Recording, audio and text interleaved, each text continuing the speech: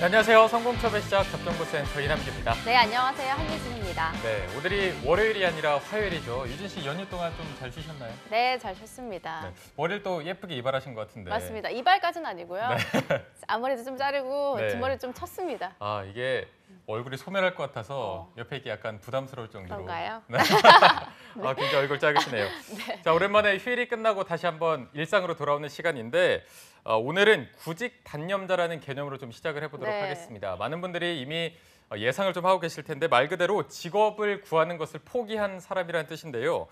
2019년 2월 얼마 안 됐습니다. 이때 통계청 발표를 보니까 구직 단념자 수가 저는 이 숫자가 잘못된 줄 알았어요. 58만 3천 명이라고 합니다. 이게 또 네. 작년보다 4만 1천 명 정도 늘어난 수치라고 하고요. 이게 한 달 동안의 구직 단념자가 60만 명 정도라고 하니까 굉장히 심각한 수준인 것 같습니다. 맞습니다. 누구나 또 자기 적성에 맞고 또 좋은 일자리를 원하고는 있지만 그런 일자리를 얻는다는 게 참 쉽지만은 않잖아요. 네. 그렇기 때문에 이런 구직 단념자들의 수치가 더 늘어나는 것 같고요. 우리 취준생 여러분들도 원하는 기업에 들어가기 위해서 그만큼 스펙 쌓는 일에도 열중하는 것 같습니다. 네, 맞습니다. 이렇게 기업이 원하는 인재가 되기 위해서는 그에 알맞는 취업 정보가 반드시 필요할 텐데 저희가 그 부분을 위해서 존재하는 거 아니겠습니까? 오늘도 알찬 취업 정보를 많이 준비해봤고요. 그러면 화요일 잡정보센터 지금 바로 출발합니다.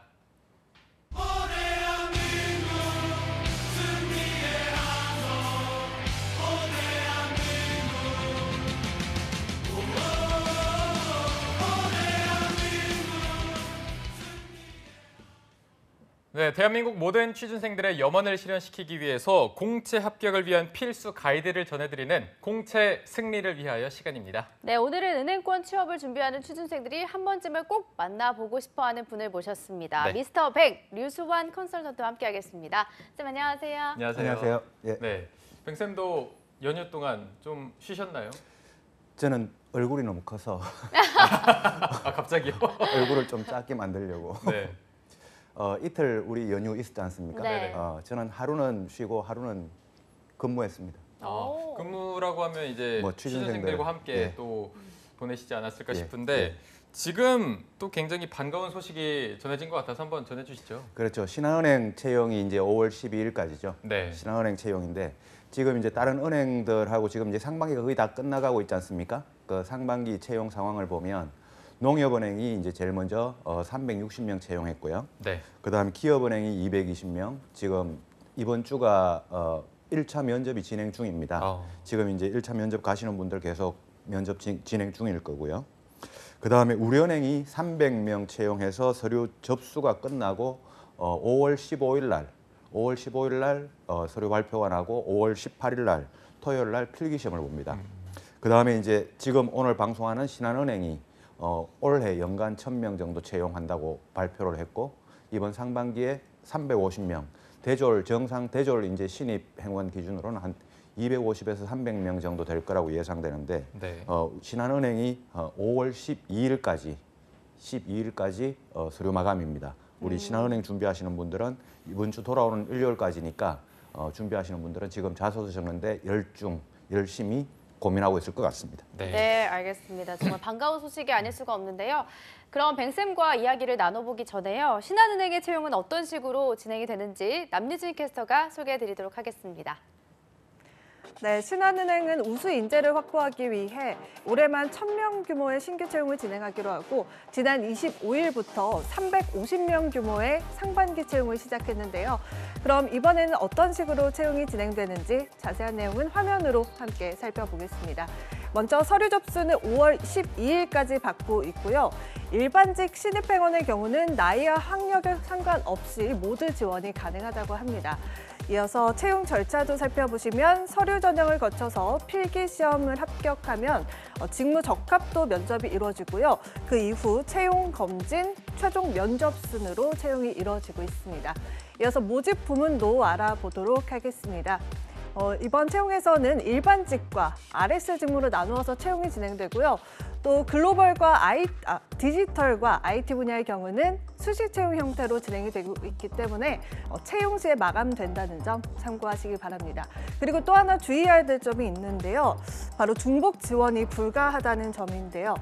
동시 진행되는 타 전형의 경우 중복 지원이 불가하기 때문에 이 점 꼭 참고하셔서 지원하시기 바랍니다. 그럼 오늘은 대다수 지원자들이 지원이 예상되는 일반직에 대해서 알아보겠습니다. 분야는 기업 분야와 WM 분야로 나뉘고요. 직무의 내용은 기업 고객 대상 금융 서비스와 고객 자산 관리 서비스를 담당하게 됩니다. 네, 그럼 이어서 우대사항도 체크해 보겠습니다. 우선은 국가보훈 대상자를 우대하고요. 또 장애인 또는 국가유공자 증명서를 소지한 지원자를 우대하고 있습니다. 또 공인 어학 성적 우수자 우대하고요. 직무 관련 자격증 보유자를 우대하고 있는데요. 자세한 사항은 채용 공고 참고하시면 도움이 되실 것 같습니다. 네, 여기까지 신한은행 채용 정보 알아봤습니다. 합격하기 위해서는 어떤 전략이 필요한지 스튜디오 돌아가서 짚어보겠습니다. 네, 남유진 캐스터와 함께 신한은행 일반직 채용 공고를 함께 살펴보고 오셨습니다. 일단은 작년 하반기와 비교했을 때 달라진 점이 있는지 이 부분부터 짚어주시죠. 예, 작년 하반기하고 달라진 게 거의 없습니다. 신한은행은. 네. 신한은행은 거의 없고 바로 일전에 우리가 방송했을 때 우리은행 그 지원, 그러니까 채용에 대해서 방송을 했지 않습니까? 네네. 근데 우리은행은 상당히 그때 이제 학생들이 고민도 많고 그런 이야기를 제가 했었는데 신한은행 같은 경우에는 작년 하반기하고 거의 달라진 게 없고 분야도 거의 똑같고요. 네. 똑같고 다만 이제 RS직하고 일반 신입행원하고 이제 분리해서 뽑는다. 그다음 디지털 IT도 분리해서 뽑는다라는 게 요게 이제 하나 달라진 점이지. 그거 이외에 자소수 문항까지 거의 동일합니다. 그래서 이번에 신한은행 지원하시는 분들은 뭐 작년 하반기 지원해 보셨던 분들은 크게 변동 없이 그러니까 뭐 그 혼란 없이요. 혼란 없이 신한은행 지원에 임할 수 있을 것 같고 자소서만 분량만 좀 바뀌어지고 있습니다. 네. 자소서 관련해서는 좀 더 계속 또 이야기를 나눠볼 수 있을 것 같으니까요. 일단 자소서 이외에 채용 공고적인 측면에서는 뭐 거의 바뀐 게 없네요. 달라진 게 없다. 예. 네. 네, 그리고 지난번에 우리은행 채용 같은 경우는 지원 부분이 굉장히 나누어져 있어서 취준생들이 고민이 많다라고 네. 하셨잖아요. 그렇죠. 신한은행 같은 경우는 어떻습니까? 그렇죠. 지난번에 우리은행 방송할 때 한 9개 분야인가 네. 이렇게 나뉘어져 있어서 우리 취준생분들이 이쪽으로 지원할지 저쪽으로 지원할지 제가 그날 이제 아침에 카카오톡 같은 것까지 제가 말씀을 드렸던 적이 네네. 있었는데 지금 우리 화면으로 한번 보여줄 수 있으면 좋겠는데요. 네. 우리은행에서 그때 당시에 개인금융 나오고 있네요. 네. 개인금융하고 WM을 별도로 우리은행은 나눠서 뽑았는데 신한은행은 WM으로 이거를 통합해서 이렇게 한 통으로 그러니까 한 분야로 이렇게 뽑고 있고 그다음 기업금융은 신한은행이나 우리은행이나 똑같습니다. 그다음에 우리은행에서 IT와 디지털을 나누어서 뽑던 거를 또 신한은행은 ICT와 디지털을 통합해서 뽑고요. 그 이외에 우리은행에서 또 있었던 게 지역인재, IB, 리스크 자금, 글로벌 이런 게 있었는데 신한은행은 요 분야들이 없습니다. 그래서 신한은행은 크게 기업금융, WM, 그다음에 ICT, 디지털 요 크게 세 분야밖에 없죠. 요 세 분야밖에 없었는데 우리은행은 그때 9개 분야로 이렇게 쭉 나누어서 이렇게 분리 채용을 했단 말이죠. 그래서 취준생들이 그때는 좀 혼란스러운데 지금 우리은행은 이제 뭐 서류 전형 기간 다 지났으니까요. 여러분들 다 잘 지원했을 거라고 보고 이제 신한은행 같은 경우에는 이제 크게 WM으로 지원할 거냐, 기업금융으로 지원할 거냐 이런 분야에 대해서만 고민을 할 수 있고 그 이외에 나머지는 뭐 별 고민 없이 우리은행하고 이제 차이가 좀 많이 났죠. 우리은행은 되게 혼란스럽게 좀 뽑았고요. 그래서 상당히 이 부분에 대해서는 신한은행이 좀 우리 취준생들을 위해서 좀 배려를 좀 해주고 있는 그런 측면이 아닌가 싶습니다. 네. 확실히 이 부분에 대한 고민은 덜할 텐데 여기 WM이 어떤 거의 약자인가요? 네, WM이라고 하는 건 웰스 매니지먼트라고 해서 자산 관리 쪽입니다. 네네. 소위 우리 취준생들이 알고 있는 PB, 프라이빗 뱅커 쪽이죠. 자산 관리, 고액 VIP 고객 관리하시는 그런 업무를 말하는 거죠. 뭐 상속이라든가 세무, 재무, 뭐 자산 증식, 뭐 모든 분야죠. 이런 분야에 있어가지고 WM은 개인금융과 PB 사업 이 분야를 통합해가지고 부르는 통칭이 WM 사업 분야. 그러니까 웰스 매니지먼트 사업 분야. 그러니까 우리 크게 본 확장성 개인금융 그런 분야, 업무 분야로 보시면 될 것 같습니다. 네. 네, 그러면 RS직 이거는 또 뭘까요? 네. RS직이라고 RS직을 이번에 새로 분리해서 별도로 네, 뽑지 않습니까? 별도 채용이라고 돼 있네요. 이거는 네. 리테일 서비스 직군이라고 해서 그 리테일 서비스의 RS를 이제 이니셜을 따낸 거죠. 아. 그래서 리테일 서비스는 리테일은 개인 금융, 서비스는 이제 서비스. 그래서 이거를 우리말로 굳이 번역을 하자면 개인 금융 서비스 직군 이런 번역이 되는데 우리가 은행 창구, 은행 지점을 가보면 지점에서 이제 주로 창구에 앉아 있는 직원들이 있습니다. 남자분들이 계실 수도 있고 여성분들이 계실 수도 있고 그 창구에서 주로 입출금이라든가 고객 상담이라든가 하는 이런 대고객 서비스 업무, 금융 서비스 업무 하는 일들을 RS, 신한은행에서는 RS 직군이라고 부르고요. 우리은행에서는 이거를 개인금융 서비스 직군. 학생들은 우리은행 개인금융 서비스 직군을 개금서 이렇게 부르고 있습니다. 네, 개인 금융 서비스를 예. 줄여서 개금서. 알겠습니다. 자, 그러면 이제 직무 선택에 대한 고민은 어느 정도 줄어든 만큼 자소서에 더 집중을 해봐야 될 텐데 신한은행 제가 알기로는 예전에 자소설로 굉장히 유명하고 악명이 좀 높은 편이라고 들었습니다. 신한은행의 자소서 전체적인 평을 먼저 해주신다면 어떤 편인가요? 자소설이라고 하는 이 단어가 나왔던 때가 2010년도였습니다. 네네. 그때 제가 계속 이 일을 하고 있었으니까요. 그때 그 신한은행에서 2010년도에 다른 은행은 전부 다 그 자소서 한 번 작성할 때 분량이 5,000바이트 정도 수준이었는데요. 신한은행이 그때 15,000바이트를 작성하게끔 3배를. 시켰습니다. 와. 예, 15,000바이트면 이게 글자로는 7,500글자. 7,500자요. 7,500자 정도 되죠. 7,500자니까 소름 돋네요. 예, 상당히 A4 용지로 뽑았을 때 출력시켰을 때 거의 한 7장, 8장 정도 나오는 분량이었습니다. 너무하네요. 그때 2010년도에 그때 나오고 이제 지금은 그래도 많이 줄어들었죠. 그래서 신한은행은 역시 신한스러운 이런 자소서를 어떻게 적냐라고 학생들이 이야기를 했을 때 네. 신한은행 담당자들은 이 정도를 적을 수 있어야 우리 신한은행에 들어올 수 있다라는 이런 신한인만의 어떤 프라이드, 자부심 그런 거를 자소서로도 많이 심어줬다고 합니다. 네. 근데 그건 이미 이제 한 8년, 9년 전이니까요. 네네. 이번 자소서를 보면 이번 자소서는 그래도 많이 나아졌죠. 글자 수로 보면 뭐 한 3,800자, 3,900자 정도 수준이고요. 많이 줄었네요. 예. 그리고 뭐 자소서 분량도 작년 하반기보다 좀 줄었고요. 다만 자소서 문항만 작년하고 동일합니다. 네. 자소서 문항이 작년에도 1번부터 큰 4번까지 1번, 그다음에 2번은 2-1, 2-2, 2-3, 그리고 3번과 4번 이렇게 작년 하반기도 요 문항이 그대로 있었는데 이 문항이 2번 같은 경우에는 문항과 분량도 동일하고 1번과 3번, 4번, 1번, 3번, 4번 요 부분이 분량이 조금 줄어서 작년에 한번 지원해 보셨던 분이라면 이번 신한은행 자소서 작성하는데 크게 어려움이 없지 않을까 생각이 됩니다. 네. 네, 알겠습니다. 그럼 지금부터 저희가 본격적으로 자소서 문항별로 살펴보도록 하겠습니다. 1번 항목은 본인의 성격의 장단점과 가치관을 성장 과정에 기반하여 작성해 주세요라고 써 있는데 괄호치고 가족이나 학창 시절 주변인과의 관계에 기반해서 쓰라고 나와 있거든요. 근데 보통 이런 거 성장 과정 적을 때 가족을 적는 걸 좀 추천하지 않으시지 않나요? 뭐 꼭 그런 어떤 룰이나 이런 건 없다고 봐도 될 것 같고요. 지금 요 1번 같은 경우에 계속 신한은행에서 전통적으로 계속 묻고 있는 질문인데 네. 특히 다른 은행하고 다르게 신한은행에서 잘 묻고 있는 질문이 장단점은 사실 우리 취준생들한테 크게 문제가 안 되는데요. 이 가치관 부분입니다. 네. 이 가치관 부분을 신한은행에서 매번 잘 묻고 있습니다. 그래서 지금 묻고 있는 질문의 먼저 핵심이 뭐냐면 핵심이 장점, 단점, 가치관 요 세 가지가 주 목적어입니다. 근데 이제 이거를 우리 한유진 아나운서님 말씀하신 것처럼 성장 과정에 기반하여. 근데 그 성장 과정이 뭐냐? 가족을 적어도 좋고 학교 생활을 적어도 좋고 친구 관계를 적어도 좋다. 이런 이야기들을 통해서 자기의 장점, 단점, 가치관을 이제 묻고 있는 거죠. 네.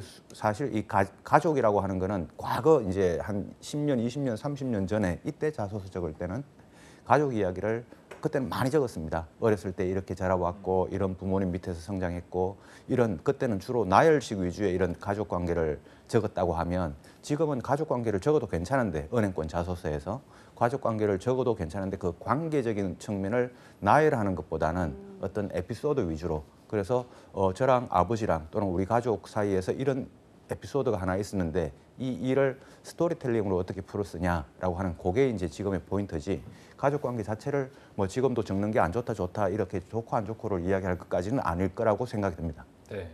최근에는 이제 블라인드가 채용 전형이 좀 보편화되면서 가족 관계를 많이 안 적는 경우도 있는데 여기는 일단 가족을 쓰라고 돼 있으니까 혹시나 어떤 분이 뭐 저는 은행장이신 아버지 밑에서 자라면서 이런 장점을 배웠고 이렇게 쓰면은 그런 거는 좀 피해야 됩니다. 피해야 되나요? 예. 그런 걸 은행 측에서도 좀 지양하는 편인가요? 예, 지양이죠. 그런 일은 그렇게 작성하는 건 좀 피하시고 네. 우리 취준생분들 이렇게 질문하는 경우도 많습니다. 저희 부모님이 은행장은 아니지만 은행장은 해봤자 우리나라에 10명도 안 되지 않습니까? 예, 은행장은 아니지만 저희 아버지 어머니가 은행원이셨습니다. 이 이야기를 가족관계에 적어도 되나요? 라는 이런 이야기를 질문을 합니다. 그런 이야기 적어도 됩니다. 우리나라 은행원이 10만 명이니까요. 10만 명 중에 한 명은 뭐 얼마든지 적을 수 있고 뭐 아버지가 은행원이었다고 해서 자기소개서에 그걸 적는다고 해서 그게 자기소개서에서 플러스 가점이 된다 이런 건 전혀 없으니까 순수하게 여러분들이 느끼셨던 그 그대로 아버지나 어머니가 은행원이셨으면 그걸 인해서 뭐 그 일을 일부러 오픈하고 이런 게 아니라 그로부터 진짜 배운 게 있다면 얼마든지 그런 내용은 적으셔도 됩니다. 네. 알겠습니다. 자, 그러면 1번 항목에 대해서 작성하는 데 있어서 취준생들이 뭐 특별히 어려워하거나 그런 점이 있을까요? 그렇죠. 1번 항목이 아까도 말씀드렸다시피 신한은행의 좀 전통적인 질문인데요. 네. 아까도 제가 뭐라고 말씀드렸냐면은 장점, 단점은 별로 크게 문제가 되지 않을 거라고 이야기를 했는데 네. 그중에 우리 취준생들한테 더 문제가 되지 않는 건 장점입니다. 장점은 얼마든지 많습니다. 우리 취준생들이 이야기할. 그 장점 적는 데는 뭐 전혀 어려움이 없고요. 다만 이제 단점부터가 이제 취준생들이 고민하기 시작합니다. 그래서 1번 항목에서 핵심은 단점과 가치관을 적는 요 내용이 좀 이제 어려울 것 같고 이제 이 단점을 어느 정도로 오픈을 해야 되냐 1번 항목에서 네. 이 단점을 오픈하는 정도가 제가 이제 일단 뭐 결론적으로 말씀드리면 조금 솔직하게 적어도 좋다라고 이렇게 이야기를 해드리고 싶지만 그렇다고 여러분들이 지금 받아들이면 그렇다면 솔직한 건 또 어느 정도냐라고 이렇게 어디까지 솔직해야 솔직한 거냐라고 하는 이런 질문을 또 하실 수 있을 거란 말이죠. 그래서 그거는 제가 또 봐야 됩니다. 뭐 예를 들면 사례를 하나 들면 이런 겁니다. 만약에 좀 극단적인 사례를 하나 들겠습니다. 제가 술을 마시면 주사가 있습니다라고 하는 이런 단점을 가지고 있다라고 치면 그럼 자소서에 저는 술을 마시면 항상 주사가 좀 있는 편입니다. 이렇게 적어도 되냐? 이거는 진짜 솔직한 건데 이렇게 적어도 되냐라고 했을 때 그까지는 아니다라는 게 이제 저의 조언이죠. 그럼 뭐라고 적어야 되냐? 그런 내용을 뭐라고 적어야 되냐라고 하면 저는 술이 좀 약한 편입니다. 이렇게 적을 수는 있을 거란 말이죠. 그래서 내 단점 그리고 술이 약하다라는 게 이 단점 정도까지는 얼마든지 적어도 되니 술은 약하다고 적되 주사가 있다 이런 이야기까지는 술버릇이 있다 이런 이야기까지는 좀 하지 않는 이 정도 수준에서 여러분들의 단점의 솔직함 이거를 좀 가려냈으면 좋겠다. 이런 사례를 제가 하나 예시를 들어드리니까 네. 나머지는 또 이 케이스 바이 케이스로 다 읽어봐야 되니까 그거는 엄밀하게 딱 요까지는 괜찮고 요까지는 안 괜찮다라고 하는 거를 잣대로 이렇게 구분하기는 좀 어려울 것 같습니다. 네. 일단 너무 많이 오픈하지는 말 것을 예. 좀 권고하셨고요. 그렇죠. 자, 이제 2번 항목으로 넘어가서 2번이 소질문이 3개로 구성이 되어 있습니다. 각각 500자씩 적으라고 되어 있는데 2-1번이 지원 동기, 많은 분들이 어려워하는 지원 동기가 나왔고요. 구체적으로 작성해 달라고 되어 있는데 500자. 근데 저 같은 경우에는 은행 경험이 있거든요. 예. 그 하나은행에서 예. 청원경찰로 이제 그렇습니다. 잊을만 하면 나오네요. 이게 제가 주로. 굉장히 우려먹는 주로 사례 제가 중 나올 하나고요. 근데 뭐 취준생들이 은행이랑 이런 연결점 해봐야 뭐 이런 그쪽에 카드를 이용해봤거나 뭐 청원경찰로 일을 해봤거나 이 정도일 것 같아서 지원 동기를 어떤 식으로 적는 게 가장 도움이 될까요? 예, 지금 2-1번에 대해서 이제 이야기를 하고 계신데 네네. 우리 이남규 아나운서님 그 청원경찰 해보신 이야기는 우리 취준생분들 중에 그런 분들 많습니다. 네. 실제로 청원경찰을 하고 계신 분들도 지금 저를 찾아와서 저는 은행권 취준하면서 청원경찰을 경험 삼아 이렇게 해보고 있는데 이게 얼마나 도움될지 이걸 자소서에 어떻게 녹여야 될지 뭐 이런 질문을 합니다. 근데 청원경찰 해보시는 거 좋고 그게 가장 좋다는 게 아니라 그것도 한 가지 방법이 된다는 거죠. 해보는 것도 좋고 그걸 가지고 지원 동기 얼마든지 적을 수 있습니다. 다만 이제 청운 경찰을 하시면서 여러분들이 어떤 거를 느꼈는지, 좀 남다르게 내가 어떤 거를 배웠는지, 신한은행에 대해서 좀 어떤 더 고민을 가지고 그 지점 상황을 살펴보려고 노력을 했는지, 이런 것들을 주어진 글자 수, 이번 같은 경우에는 이제 500자죠. 이 500자 안에 여러분들이 조금 잘 표현만 해낸다면 얼마든지 잘 적은 지원 동기가 될 수 있고요. 그 지금 분량이 이제 500자 안에 2-1번 같은 경우에는 은행 지원 동기와 해당 분야 지원 동기를 2개를 적어야 됩니다. 네. 은행 지원 동기와 해당 분야. 그래서 제가 이제 추천하는 거는 250자씩 이렇게 나누어서 은행 지원 동기 250자, 그다음 해당 분야가 아까 이제 기업금융이냐 WM이냐 이건데요. 이 해당 분야에 대한 지원 동기를 250자 이렇게 적는데, 250자 적기에 뭐 청원 경찰 하면서 이런 사례가 있었고 뭐 하기에 상당히 분량이 좀 작은 편입니다. 네. 250자가. 그래서 이 250자는 그냥 좀 쉽게 적으시고, 은행 지원 동기는 여러분들이 은행 지원 동기에 대해서는 익숙해졌을 거니까요. 다만 이 해당 분야 지원 동기, 이게 좀 더 구체적이고 좀 더 고민이 들어가고 좀 더 미래지향적이고, 내가 왜 이 분야, 내가 왜 WM을 선택했는지, 내가 왜 기업금융을 선택했는지라고 하는 이 부분에 조금 더 초점을 맞추고 2-1번에서는 좀 접근을 했으면 좋지 않을까 생각이 됩니다. 네. 근데 정말 해당 분야의 지원 동기를 구체적으로 적는다는 게 250자로 축약하기도 좀 힘들 것 같고요. 네. 실제로 뭐 잘 적은 사례나 뭐 취준생들 사이에서 잘 쓴 그런 게 있다면 좀 소개를 해주시죠. 예, 해당 분야가 이제 예를 들어서 기업금융을 한번 선택을 했다고 쳐보시죠. 그 이제 신한은행이 기업금융 아니면 WM이니까요.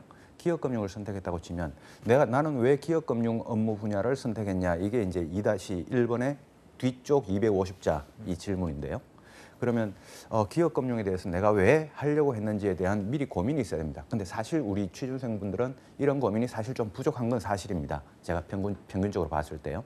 그럼 평상시에 여러분들이 어떤 노력을 조금 했었어야 되냐면, 내가 기업금융을 지원할 거다 그러면 우리 동네에 있는 소상공인도 한번 내가 찾아가서 어떤 애로사항이 있는지 한번 물어볼 수 있는 요 정도 노력은 여러분들이 가지고 있는 게 아주 좋고요. 근데 이 정도도 사실 여러분들이 그 일상생활을 하시면서 그렇게 쉽지만 않을 겁니다. 그렇죠. 그 대학생들이.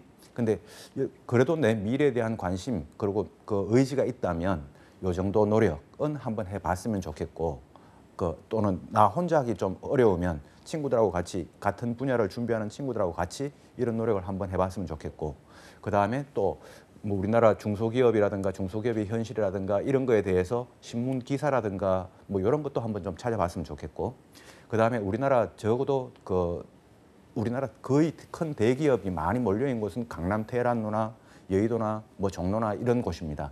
이런 곳들이고, 이런 곳들은 여러분들이 한번 접근하기가 되게 어려울 거예요.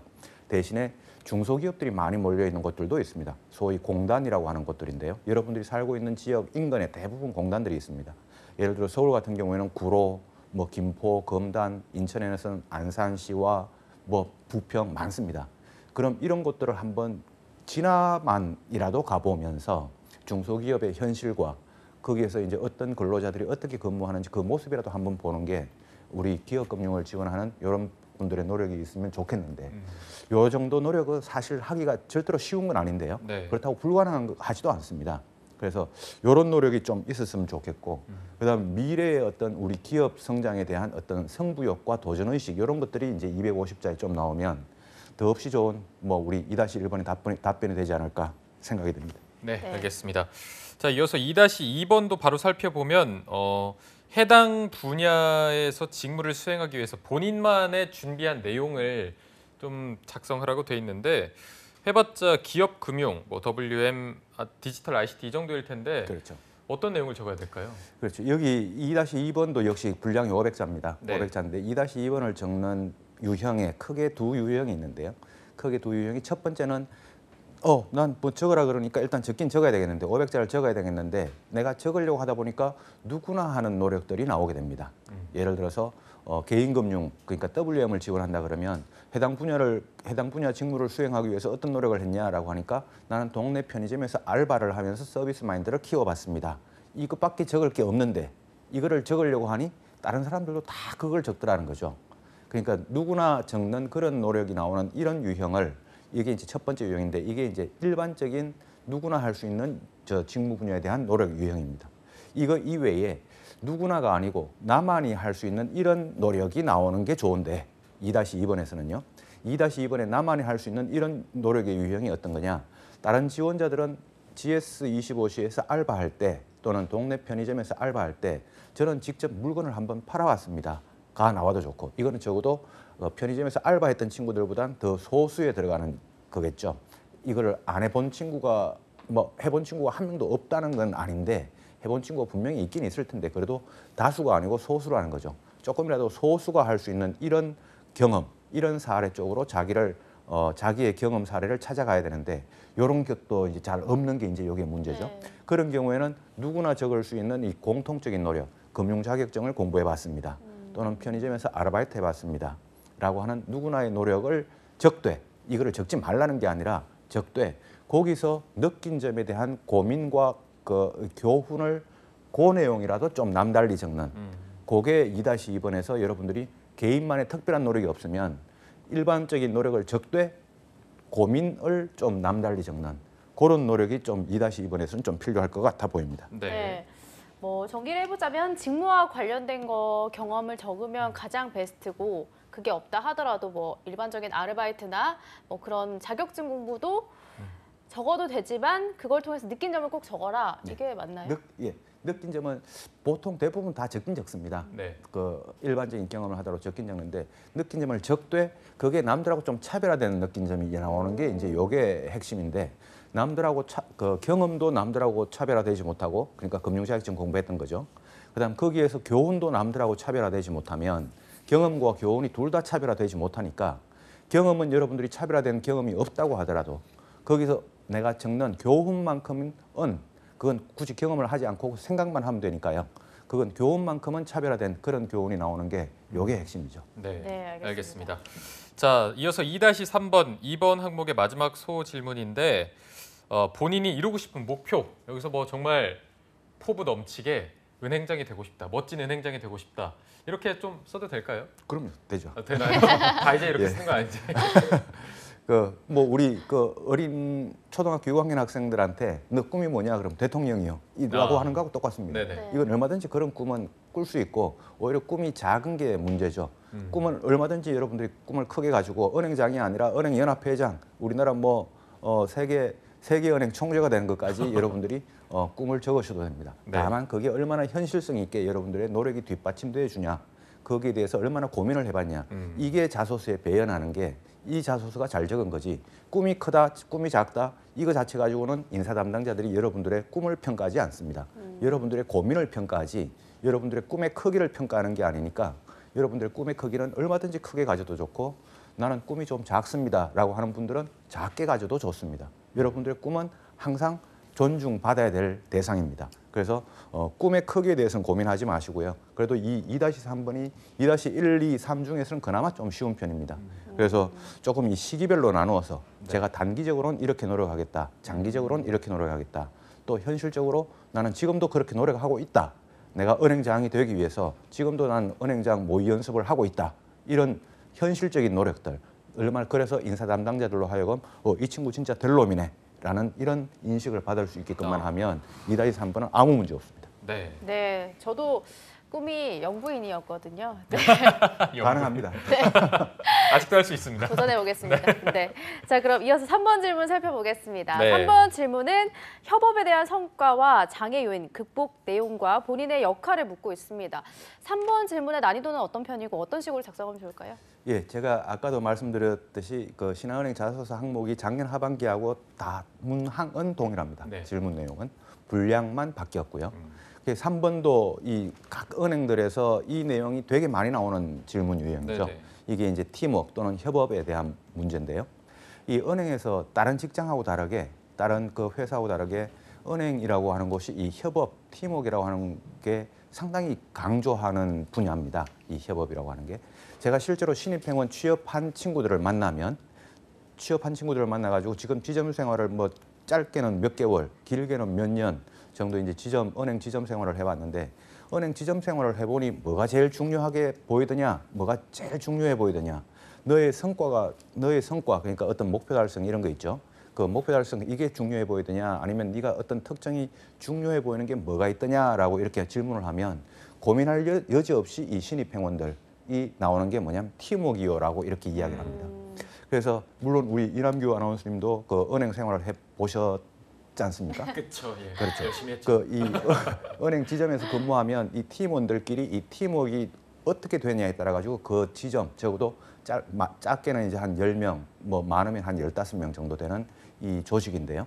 이 팀워크가 어떻게 되느냐에 따라 가지고 이 전체 지점 실적이 확 사냐 확 죽냐가 결정되는. 맞아요. 그래서 이 팀워크는 은행원에게 아주 중요한 네. 요소입니다. 그래서 이 3번도 이제 은행권에서 많이 묻고 있는 질문이고 이 3번 적을 때는 꼭 주의해야 되는 게 제가 이제 뭐 매번 그런 말씀을 드립니다만 우리 자소서라고 하는 게 취준생들한테 적을 때 개인의 이야기를 개인의 글로 자기의 손으로 이제 타이핑을 치다 보니까 자기를 위로 올려 세우는 그러니까 나를 자랑하는 이런 글들을 적을 수밖에 없는 그런 속성을 갖고 있습니다.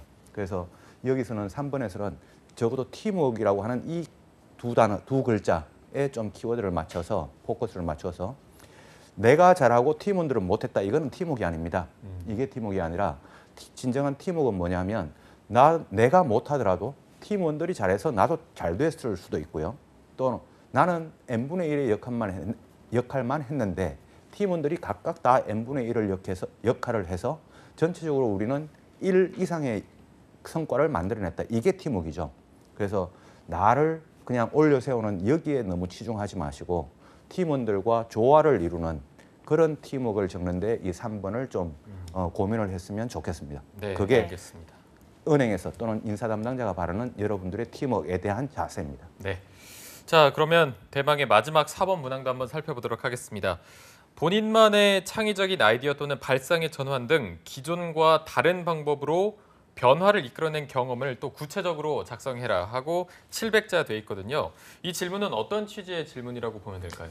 예, 조금 전에 이제 우리 팀워크에 대해서 은행에서 참 중요하게 생각한다는 말씀을 드렸는데요. 또 두 번째로 진짜 신한은행 이번 자소 질문이 엑기스만 그냥 낸 겁니다. 두 번째로 이제 중요하다고 하면 이 변화 관리입니다. 변화에 대한 관리. 변화라는 거는 우리 은행원들 이제 상당히 공무원 사회도 마찬가지지만 공무원들의 어떤 보수성을 이제 조금 더 나아지면 공무원 다음으로 더 보수적인 조직, 이제 그보다 조금 덜하게 보수적인 조직이 어디냐? 은행이다, 금융권이다 이런 이야기를 우리가 많이 하지 않습니까? 네. 그래서 이건 변화가 안 된다라는 거죠. 그 이제 공무원이나 이쪽 어떤 보수성이 있는 사회는. 그래서 은행은 그거를 뛰어넘어야 됩니다.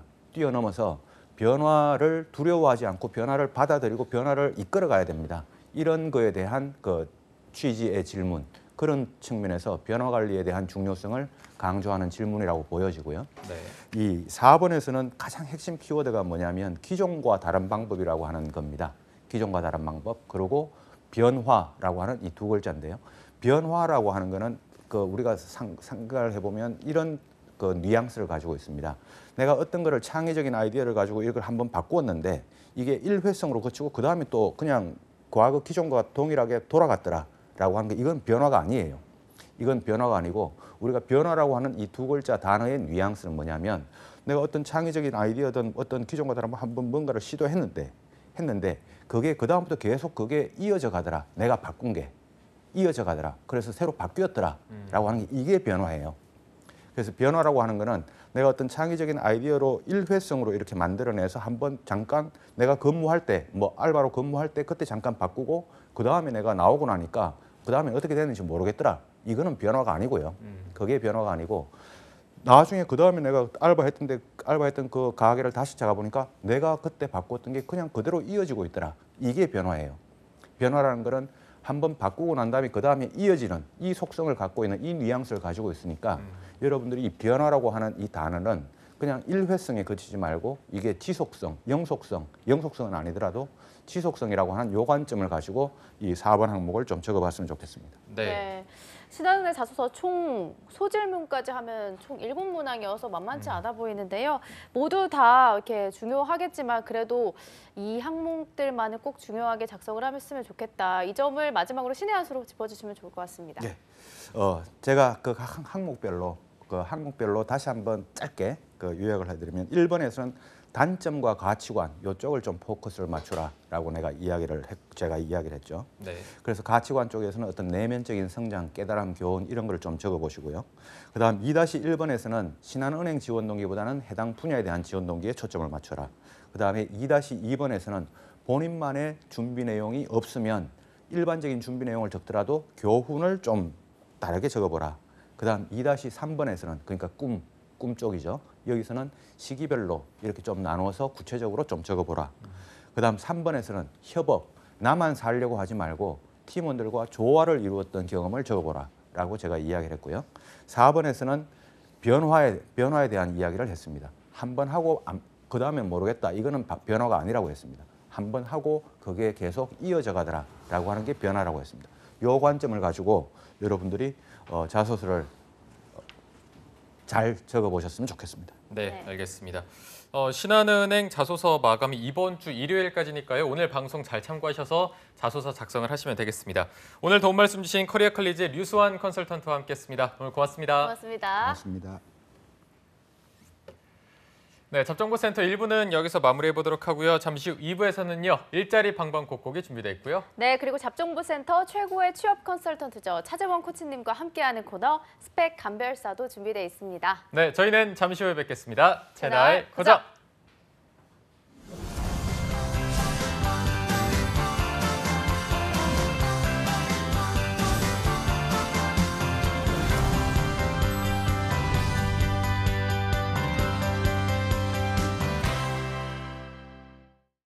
숲속에 있을 때 느끼는 행복. 저는 나무가 있는 숲이 참 좋아요. 그런데 숲은 개인적인 위안을 넘어 한반도에 평화를 안겨줄 수 있습니다. 산림청이 내 삶을 바꾸는 숲, 새산, 새숲 캠페인을 시작합니다. 남과 북, 국민 모두 함께 만드는 숲속의 한반도. 지금 우리의 관심이 필요합니다.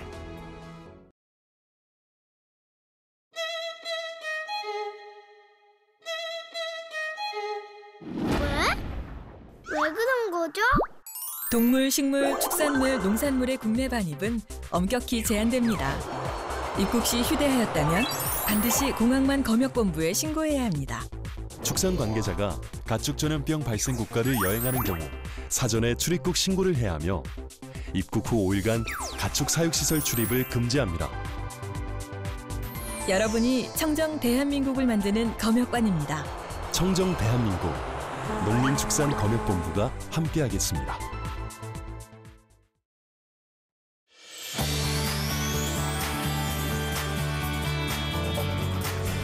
한국 직업 방송을 보면 취업이 보입니다.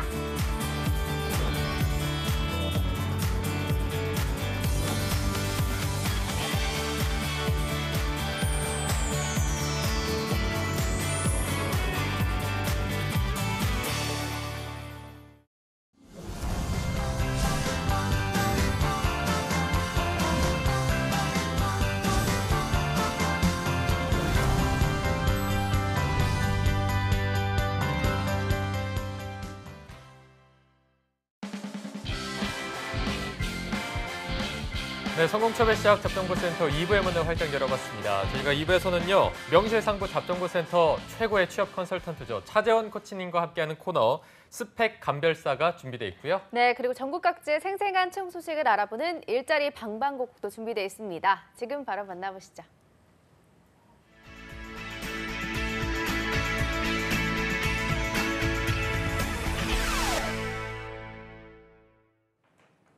네, 매일매일 전국 각지의 생생한 채용 정보를 알아보는 일자리 방방곡곡. 오늘은 부산고용센터의 노혜윤 주무관님 연결해 보겠습니다. 주무관님 안녕하세요. 안녕하세요. 부산고용복지플러스센터 노혜윤입니다. 네, 주무관님 오늘은 어떤 채용 소식 준비해 오셨나요? 이번 주 소개해드릴 부산 지역 공인기업은 기장군 정관읍 소재의 주식회사 코아텍입니다. 자동차 및 트레일러 부품 제조 강소기업으로 채용 분야는 품질관리사무원 1명을 채용합니다. 품질보증부 소속으로 제품 검수, 품질보증 업무, SQ 관련 업무, 계측기 관리 업무 등을 수행하며 지원 자격은 초대졸 이상, 경력은 무관하게 지원 가능하고 운전 가능하신 분으로 컴퓨터 활용 능력 우수자, 체드 가능자, 인근 거주자, 차량 소지자, 고용촉진 지원금 대상자, 청년층은 우대한다고 합니다. 주 6일 근무로 토요일은 격주 근무하고 급여는 연봉 2,900만 원에서 연봉 3,500만 원 이상으로 경력에 따라 면접 시 급여 조정 가능하며 통근버스 있다고 하니 참고하시기 바랍니다. 접수 마감일은 5월 15일까지이니 관심 있으신 구직자분은 워크넷 확인 후 이력서, 자기소개서, 경력증명서를 준비하여 사업장에 직접 방문하시거나 이메일 지원해 주시기 바랍니다. 네, 경력이 무관한 구인건입니다. 품질관리사무원 1명 채용하고 있으니까요. 관심 있는 구직자 여러분들 많은 지원 바라겠습니다. 네, 주무관님 다음 소식도 바로 알아볼까요? 다음으로 소개해드릴 기업은 창원시 신촌동 소재의 주식회사 예성기공입니다. 자동차 부품 및 기계 부품 제조 강소기업으로 채용 분야는 품질관리사무원 1명입니다.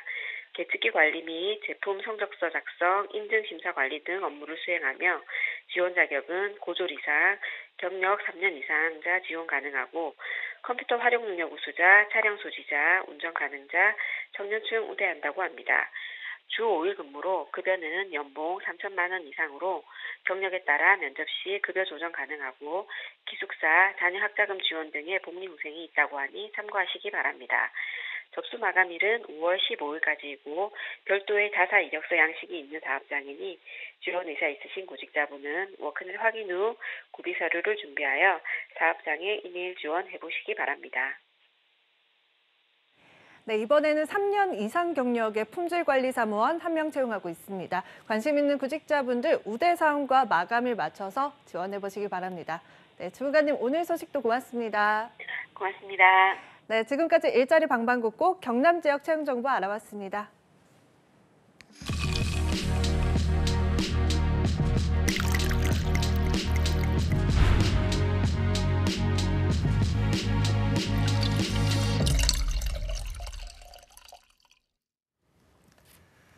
네, 답답하고 막막한 취업 현실, 취준생들이 기댈 곳은 없고 할 수 있는 거라고는 스펙 쌓기밖에 없습니다. 네, 하지만 스펙도 스펙 나름입니다. 사람에게 맞는 옷이 있듯이 이 스펙이 과연 내게 맞는 걸까 고민하는 취준생들도 많다고 합니다. 네, 그래서 탄생했습니다. 취준생 맞춤 스펙 감별 프로젝트 스펙 감별사 시간입니다.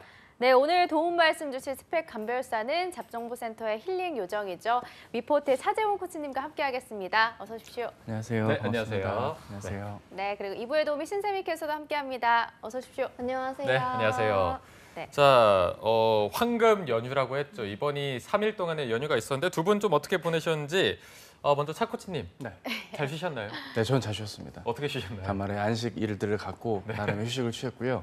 뭐 저희 조카들도 보고 합격한 현직자분들도 만났고요. 정말요? 예, 그래서 저는 뭐 이렇게 1년에 한두 번 모아서 회식을 하고 이렇게 기분 좋게 여는 것보단 제 또 성향에 맞게 현직자분들도 성향이 좀 엇비슷합니다. 각자에게 맞게 소소하게 작은 단위로 만나서 담소도 나누고 즐거운 시간 보냈고요. 야구장도 갔다 와서 저희 두산이 이겼습니다. LG 팬여러분 죄송합니다. 최고의 연휴를 보내셨네요. 3연승을 했습니다. 승유 아니에요, 승유? 승유네요, 승유. 그렇죠. 올해 한 4번 갔는데 4번 다 이겼어요. 직관요죠. 마지막에 그 두산 얘기를 네. 꼭 하시고 싶었던 것 같은데 당연하죠. 참다 그래도 끝에 하셨네요. 36년 팬입니다. 저 연휴를 굉장히 알차게 보내셨습니다. 신세미 캐스터는 또 어떻게 보내셨는지 연휴 잘 보내셨어요? 저도 조카들 만나서 조카들이 어린이날이어가지고 맞네요. 네, 선물도 사주고 같이 놀아주기도 했고요. 또 제가 요즘 방탈출에 취미가 들려가지고 방탈출도 한번 하고 했습니다. 조카들과 같이 하나요? 그 방탈출을? 아니요, 공포 테마로 해가지고 조카들은 아직 애들은 어려서 자지러지겠네요. 네, 못하고 왔습니다. 누구랑 갔죠? 저 친구 셋이서 갔습니다. 바로 당당하게 답하시네요. 네, 맞습니다. 좀 당당하지 말아주세요. 네? 당당하지 말아주세요. 당당하지 말아드릴까요? 그런 일을 좀 만들어주세요. 뭔가 좀 이슈를 만들어야 되는데 이슈까지는 아니더라도 기회가 사람을 없네요. 만드셔야죠. 네. 누군가 있을 텐데. 네. 누군가 주변에 있습니다. 이런 그러니까 사람들은 주변을 찾아보시기 항상 바랍니다. 주변에 있기 때문에 가까운 시야를 좁혀보셔도 될 것 같아요. 알겠습니다. 네, 자 그럼 오늘 신세미 캐스터가 스펙 감별사 신청 방법을 바로 소개해 주시죠. 네, 이번 코너에서는 한국직업방송잡정보센터와 네이버 카페 취업대학교가 함께하고 있습니다. 매주마다 차코치님과 함께 여러분들의 스펙에 관해서 고민과 궁금증 해결해드리고 있으니까요. 자신의 스펙에 관해 고민이 있다면 주저없이 취업대학교에 오셔서 많이들 신청해 주시기 바랍니다. 또 신청해 주신 분들에 한해서는 방송 끝에 한 분을 추첨해서 소정의 작은 선물 드리고 있으니까요. 끝까지 함께해 주시기 바랍니다. 네. 자, 오늘은 어떤 스펙에 관한 고민들이 있는지 바로 살펴보도록 하겠습니다. 첫 번째 신청글 신세미 캐스터가 바로 읽어주시죠. 네, 첫 번째 신청글 아이디가 쌍시옷 그냥 시옷입니다. 24살 여자분이고요. 지방 사립대학교 4년제 학교 나오셨고 학점이 4.5 만점에 4.01이고요. 국제통상을 전공을 했습니다. 금융학과도 복전을 했고요. 어학으로는 토익이 820점, 커말 2급 자격증 있고요. 마케팅 고객관리사 1급 있습니다. 계획으로는 어학과 자격증이 좀 부족하다고 생각을 하고 있고요. 입사를 희망하는 곳이 소셜커머스 MD나 식품회사 마케팅 분야 원하고 있습니다. 하고 싶은 말에서 토스7과 무역 영어, 국제무역사 1급 준비 중이라고 했고요. 이번에 이베이 코리아 인턴에 준비해 보려고 하는데 괜찮을까요? 대외 활동 위주로 자소서 내용을 만들 계획입니다. 이렇게 사연 보내주셨습니다. 네. 우리 쌍시온님 사연을 보니까 MD나 마케팅을 선호하고 계시고요. 학점이 굉장히 높고 아직 나이가 좀 어린 편인 것 같습니다. 어떤 조언이 필요할까요? 예, 이분이 이제 전형적으로 욕심은 넘치지만 결과가 안 나오는 그런 안타까운 상황이라고 할 수 있겠습니다. 네네. 일단 자격증 딴 거를 한번 볼까요? 커말 2급이랑 마케팅 고객관리사 1급. 예, 얼핏 보면 이제 스펙을 위한 최소한의 준비를 하신 것 같지만 사실 그동안의 학점 그리고 여러 대외 활동을 비교했을 땐 좀 약한 난이도의 자격증 취득이었습니다. 민간 자격이고요. 물론 민간 자격 중요하고 소중합니다. 하지만 지금 본인께서 하시려는 그 의사결정이 분명하게 나와 있지 않기 때문에 조금은 안타까운 결론에 도달했다. 이렇게 말씀을 좀 드리고 싶습니다. 왜 이런 추론이 가능했는지 설명을 드리자면 하고 싶은 말에서 토스 레벨 7의 무역영어 국제무역사 준비 중이에요 라고 하셨어요. 근데 지금 희망 직무와 회사는 유통사나 식품 유통사, 즉 제조사에서의 마케팅을 희망하고 계시거든요. 진짜 본인이 뭘 원하는지 아직 좀 정확하게 갈피를 못 잡은 채 현실적인 조건값에서 전공을 살려서 취업을 하고 싶으신 건지 아니면 정말 희망하는 쪽을 찾고 가고 싶으신 건지 좀 뚜렷하게 의사결정을 지금 못해서 이런 일이 벌어지는 것입니다. 자, 그럼 한번 시나리오를 돌려보겠습니다. 지금 이분 말씀대로 무역영어나 국제무역사 한 내년 2월 안에는 다 따겠죠, 그죠? 내년 2월이면 이제 25살이 되십니다. 졸업을 하신 것 같은데 졸업을 안 했다고 치더라도 내년 2월에 졸업과 함께 이제 취업 준비를 하셔야 되는데 내년 상반기엔 더 경기가 안 좋을 확률도 높고 지금 본인께서 따신 이런 무역 관련 베이스의 전공자들에 대한 채용이 경력 중심으로밖에 진행될 확률이 좀 그렇게밖에 될 수 없을 것입니다. 따라서 지금 본인께서는 명확하게 소셜커머스 MD면 MD, 일반 제조사나 일반 유통사의 마케팅이면 마케팅, 무역이면 무역, 명확하게 의사결정을 하시고 그거에 따라서 본인께서 취득하셔야 될 스펙과 경험 혹은 지원해야 될 부문이 정해지게 될 것입니다. 만약에 소셜커머스 MD를 희망하실 거면 이제 7월이랑 8월, 늦어도 9월 초 사이에 소셜커머스 3사에서 인턴을 뽑습니다. 이게 채용 전환형도 있지만 한 6개월 단기 계약직도 있긴 한데요. 본인께서는 무역 전공자시기 때문에 이 인턴 경험, 비록 계약직이지만 꼭 확보를 하셔야 본인의 향후 MD 전형에 보탬이 되실 겁니다. 그리고 식품회사를 언급하신 거 보아하니 카테고리도 식품 쪽에 좀 국한돼서 생각을 하고 계신 것 같은데요. NS 홈쇼핑이나 공영 홈쇼핑과 같은 홈쇼핑 쪽 MD까지도 지원이 이제 5월 말이나 6월 초에 공고가 뜰 것입니다. 그쪽에 지원을 해보시는 게 좋겠습니다. 만약 마케팅 분야를 지금 희망하신다라고 하신다면 지금 AGB 닐슨 코리아가 있습니다. 여기가 이제 시청률 조사 업체, 이제 시장 조사 업체입니다. 여기에서 이제 마케팅 분야 인턴이 있을 것이고요. 그리고 로레알 코리아에서도 마케팅 인턴이 있습니다. 그리고 나이키도 마케팅과 관련된 직무가 지금 채용이 있거든요. 커넥티드 마켓플레이스 5월 13일까지인데 이건 이제 영문 이력서를 좀 쓰셔야 되는 아쉬움이 있지만 영어 강점이 없진 않으실 거라고 판단하에 추천을 드립니다.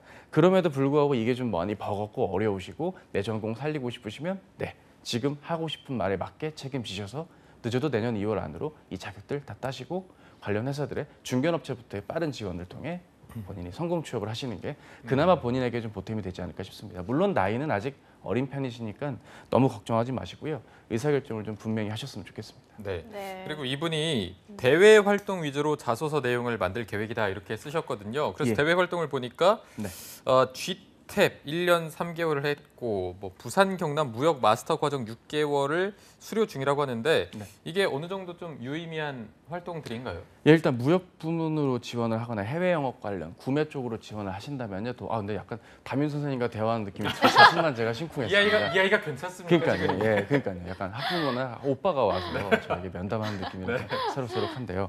어찌됐건 무역과 관련된 쪽으로 한다면요, 이 경험이 굉장히 도움이 되겠지만 그 MD라던가 그리고 마케팅 부문으로 지원을 함에 있어서는 경험 정리를 좀 다르게 가져가셔야 됩니다. 직무 역량을 발휘했다기보다는 철저하게 업무적인 강점의 역량, 즉 소통이라던가 추진력, 협업, 뭐 설득 이런 차원의 경험들로만 본인의 경험을 재구성을 해주시는 것이 그나마 경험 위주로 자소서를 쓰실 때 도움이 되고요. 이분께서는 방향 설정만 되신 다음에는 스펙은 이제 어느 정도 방향이 정리가 됐을 거니까 네. 이분께는 스펙보다는 이제 전형별 대비가 좀 우선이 되어야 되지 않을까 싶습니다. 자소서 작성이나 면접 답변은 저희 방송을 틈틈이 참고하시면서 좀 소기의 성과를 거두셨으면 좋겠고요. 자격증을 많이 강조하지 않으셨으면 좋겠습니다. 아직 좀 어리고 착하고 순수하신 마인드가 있으실 거니까 이 자격은 그냥 기본 레벨이니까요. 절대 이거 땄다고 강조만 하지 않으셨으면 좋겠습니다. 이거는 어떤 목적을 위한 수단일 뿐이니까요. 좋은 성과 있었으면 좋겠습니다. 네, 알겠습니다. 자, 그리고 이제 두 번째 신청글도 바로 살펴보도록 하겠습니다. 신세미 캐스터가 바로 소개해 주시죠. 네, 아이디 D9920D님이고요. 26살, 이번엔 남자분입니다. 한국산업기술대에서 기계공학 전공을 했고요. 학점은 3.7 학점 가지고 있습니다. 토익이 790점이 있고요. 자격증은 운전면허 1종 보통 있습니다. 경력으로는 차량 정비 경험이 군대에서 20개월 있었다고 하고요.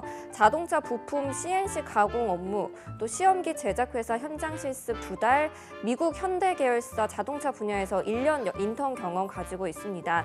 입사를 희망하는 곳이 현대 계열사 및 협력사에서 또 자동차 관련 중견기업에서 품질관리 및 생산기술 직무 원하고 있고요.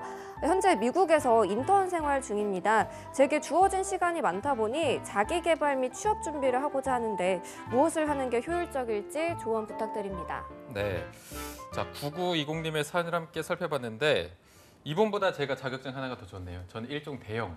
자격증 하나 있고요. 예. 역시. 저는 군대 가서 저는 군대 가서 이제 대형을 따왔기 때문에 이분보다는 그래도 자격증 하나는. 근데 이분 쓰신 게 이거 하나밖에 없네요. 자격증이. 다른 거는 굉장히 좀 체계적으로 뭔가 잘 돼 있는 느낌인데 그렇죠. 이분 스펙이 좀 괜찮은 편인가요? 사실 기계공학고를 나왔기 때문에 일반 기계기사 자격을 취득하실 줄 알았는데 네. 그런 부분이 좀 아쉽습니다. 그렇다고 지금 이남규 아나운서님 말씀 듣고 일종 대형을 따셔서는 안 되겠고요. 또 미국 느낌 살려서 이렇게 덤프 그러면 안 되겠습니다.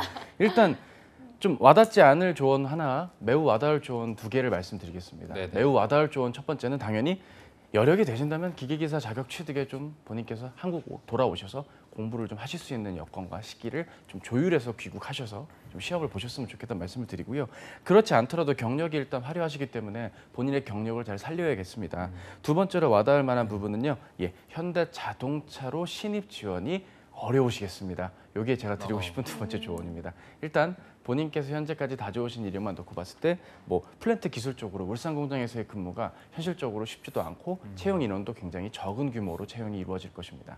그나마 품질 관리보다 생산 기술 쪽으로 본인의 강점을 살리셔야 될 텐데 현재로서는 이 자동차 업계, 특히 현대 자동차로의 취업은 어렵습니다. 하지만 현대차의 계열사 혹은 부품 협력사들로의 취업은 가능하십니다. 따라서 조언드리고 싶은 부분은 이제 본인의 경험을 좀 정리를 하셔야 됩니다. 현재까지 다져오셨던 본인의 현장 안에서의 어떤 경험들, 그리고 현재 진행 중이신 인턴 안에서의 경험들인데 단순히 경험을 정리하라고 해서 나 언제 이런 일 했음, 이런 식의 경험 정리라는 것이 아니고 어려움 속에서 무언가를 극복을 하셨던 요인, 그 극복을 하는 데에는 협업을 통한 극복인지 본인의 전공급여의 지식이나 경험을 통한 귀납적인 강점화된 본인의 강점으로 극복한 것인지와 같이 어떤 업무적인 직업기초 능력을 발휘할 수 있었던 상황 위주로 정리를 좀 해주실 것을 꼭 좀 부탁을 드리고 싶고요. 네. 본인께서 대외 활동으로 교내 산업기술대전 기계과 이거 산업기술대 이거 오이도에 있는 거 맞죠? 이 학교에서 이런 대전이나 내용들 굉장히 많이 하잖아요. 그리고 분명 학교 인접에 굉장히 많은 중소 부품 협력사들이 많이 있는 것으로 저는 알고 있습니다. 뭐 현장 실습까지는 아니더라도 관련해서 산학 협력으로 했던 프로젝트나 내용들 혹은 과목 안에서 했던 여러 실습들이 있다면 한 번쯤은 참고하셔서 그런 내용들까지도 좀 과거 내용 기억하셔서 정리해 주셨으면 좋겠고요. 네. 개인적으로는 결국 반도체 장비 업체나 디스플레이 어떤 소재 업체들로의 지원도 꼭 좀 부탁을 드리고 싶습니다.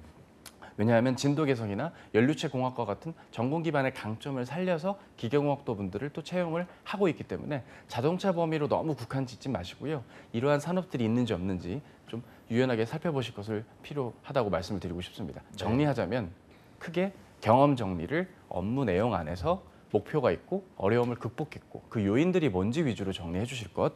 또 하나는 본인의 경험들 외에도 자격증, 기계기사 자격을 취득할 수 있다면 취득하셨으면 좋겠다는 것.